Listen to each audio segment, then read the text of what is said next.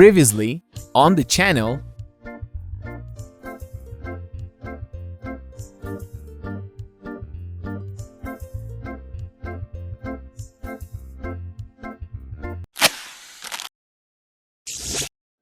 hey everybody, how's everything going? Welcome to Custom Toys EC, a series of videos where I'm gonna talk about all the freaky stuff that all we freakies love. And for this video, we are continuing on with the work we left unfinished last video. If you want to check it out, I'll leave you the link right here. In this second part, we are doing the paint job and the cloth cape. Now first, I'm giving a matte finish to all the black pieces. They are too glossy to my like.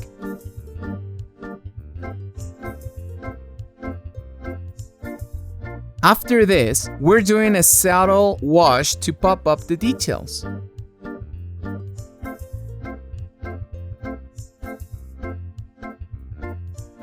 Honestly, I think when a figure comes with glossy pieces, when they are not supposed to, the figure looks cheap and low quality. And I know McFarlane figures are known to be cheaper than other companies, so maybe that's the reason why they are not so detailed, especially in their paint jobs. That is why people like me exist. We come to save the day.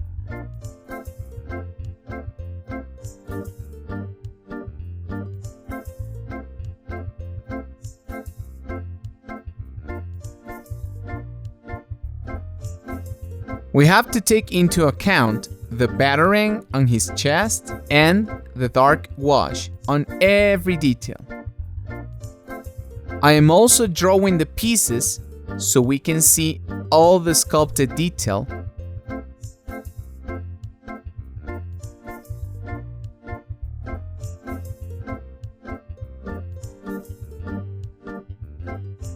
It's turn for the sides of the pants.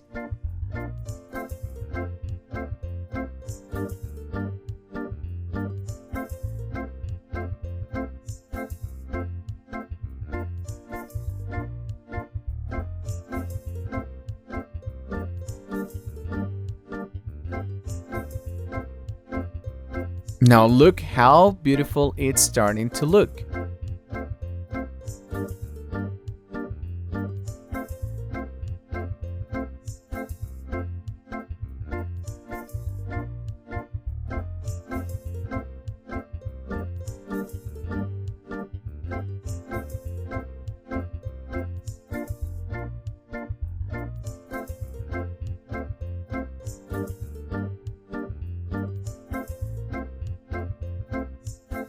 Now these straps on the gauntlets.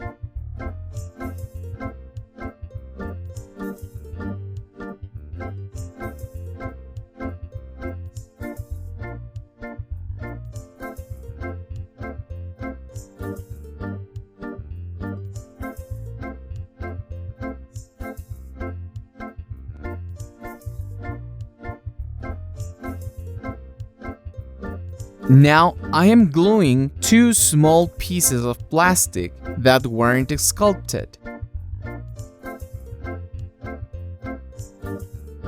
They are some sorts of safeties on his suit. When he takes the cape to do the base jumping, remember the scene when he jumps off the building?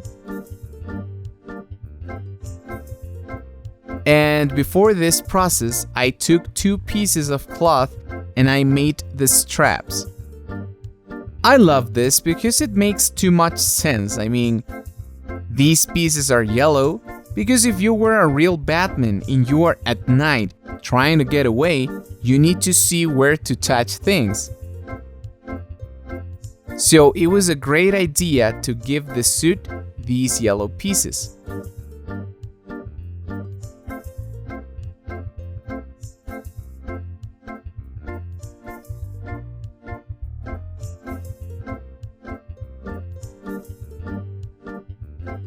on the legs as well.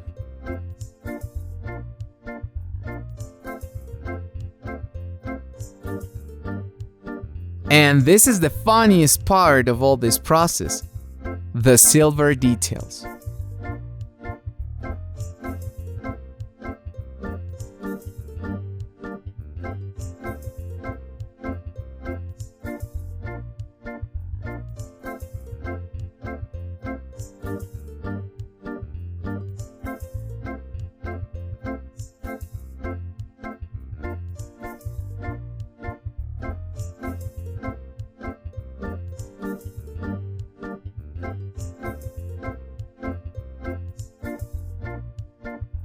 These needles on the gauntlets,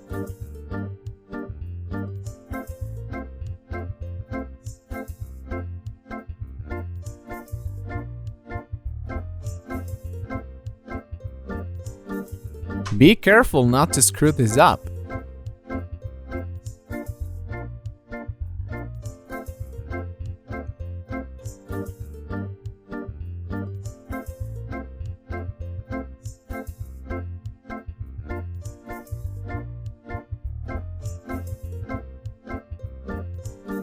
Same process to the other arm.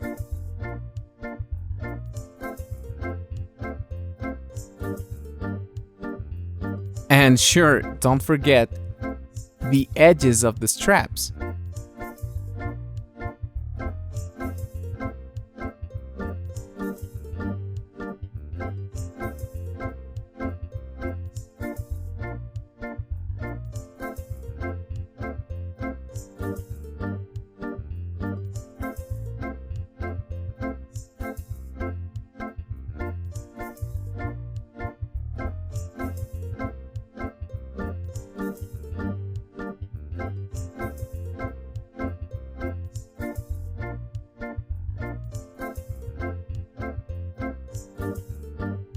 We take a little bit more of paint. Always keep it fresh.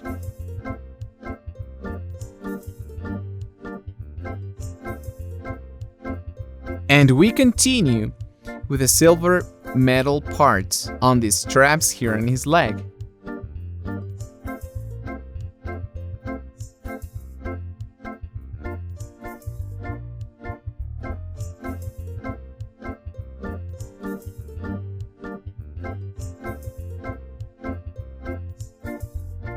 The buttons,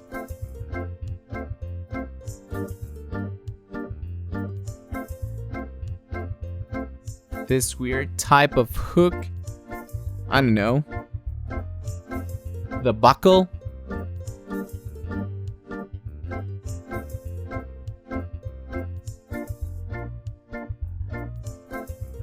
remember to like, subscribe, and comment down below.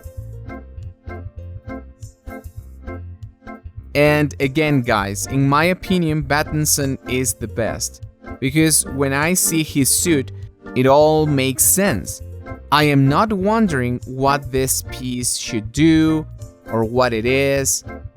I may know exactly what this or that other piece of his belt is or does. And it is because even the suit is more grounded than the other Batman versions, and so more realistic. What do you think? Now I'm adding a bit of dry brush with silver at the edges of the pieces on the armor, so it looks worn out.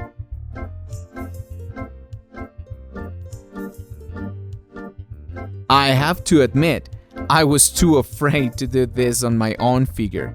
But looking now how cool he looks, I am totally doing it to mine afterwards.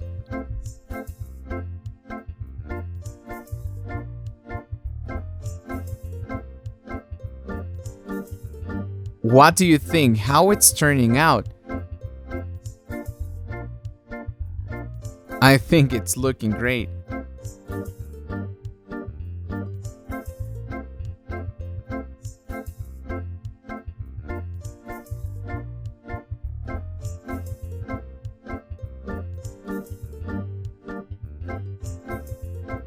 Now it's turn for the face, this pale and weird looking face.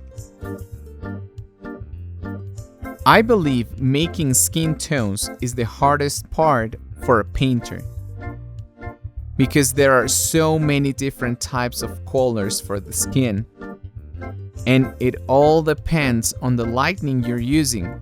And if you want to give it a neutral look, this color has to be more natural. So the important thing is to give layers of different tones. For example, you start with yellows, then you go on with reds, and then you go on with oranges, and sometimes even adding a bit of green, blue, and purple can also help. I learned a really weird and cool trick at the Arts Academy, and it's starting with red color for the skin tones. And you would say that's crazy. Well, it sounds crazy, but it's not. Remember that we all have veins and blood vessels, and obviously blood under our skin. So it makes more sense to start with the red, and then build in the tones with other colors.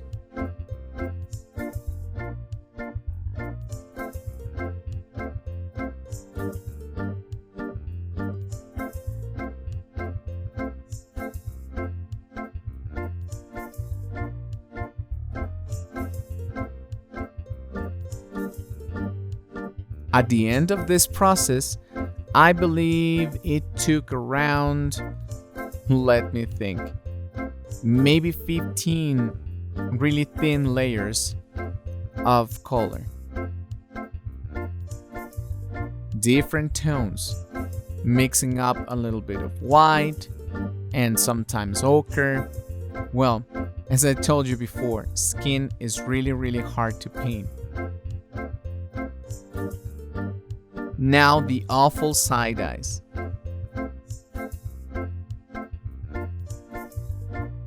Starting with a really light gray for the background, and then drawing the correct shape for the eyes and the mask. Also, while that dries, we continue on with the next layer of skin tone.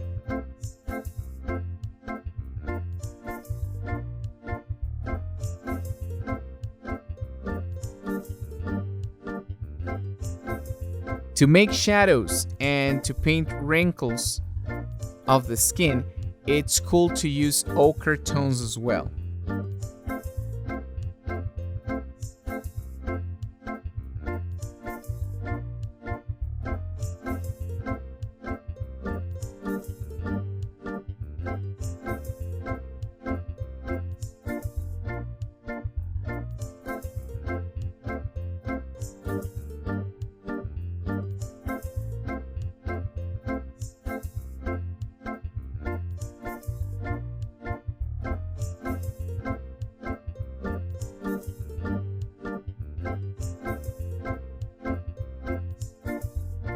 If you want to try this, you should be really patient. Now this guy is almost ready. What do you think? As you can see, the face is now more realistic. Natural, and the eyes are looking to the front, with all the details painted and their proportions corrected. Now the last thing is putting on the cape. So what I am doing is opening his chest piece a little bit so I can let the cloth inside. And for a safe transition, I'm taking the head out.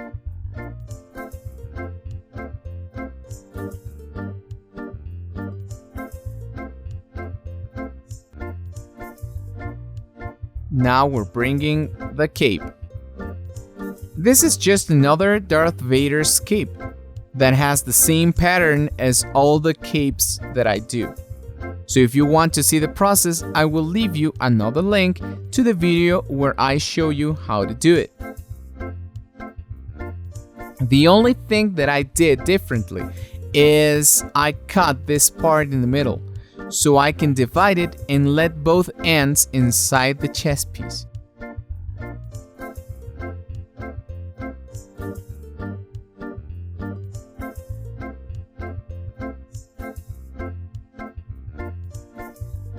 And this is how it turned out.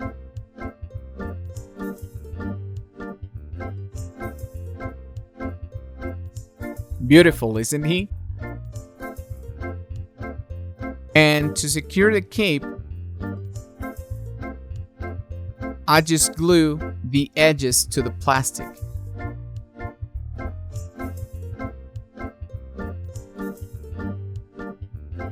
We put a little bit of pressure here so it secures properly. We repeat the process with the other side.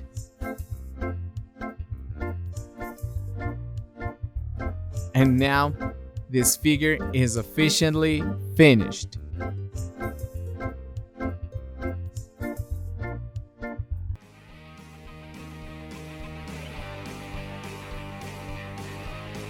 Please tell me down the comments below. What do you think about this process? Do you have any suggestions about this? I want to tell you, I don't like to put wire inside the cape because that gives roughness to the figure. That's my personal opinion. I want it to be more dynamic and fluid. That is why I put the cape without wiring. And last of all, if you reached this point, super thanks. Don't forget to like, subscribe, leave a comment, and recommend this content to all your friends. That's it for now. I hope you liked it, and I'll see you in the next video. Bye bye.